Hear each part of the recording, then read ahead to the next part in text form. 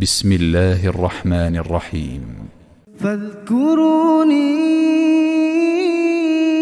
أذكركم واشكروا لي ولا تكفرون. يا أيها الذين آمنوا استعينوا بالصبر والصلاة إن الله مع الصابرين.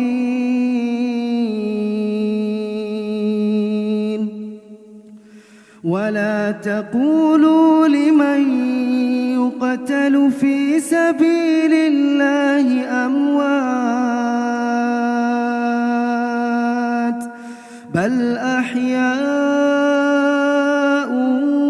ولكن لا تشعرون. ولنبلونكم بشيء من الخوف والجوع ونقص من الأموال والأنفس والثمرات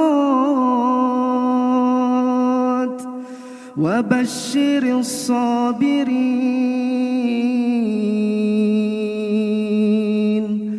الذين إذا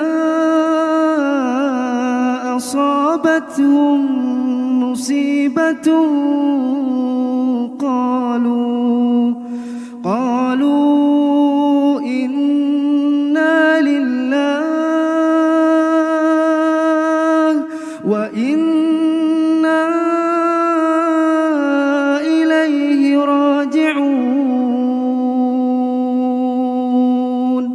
أولئك عليهم صلوات من ربهم ورحمة وأولئك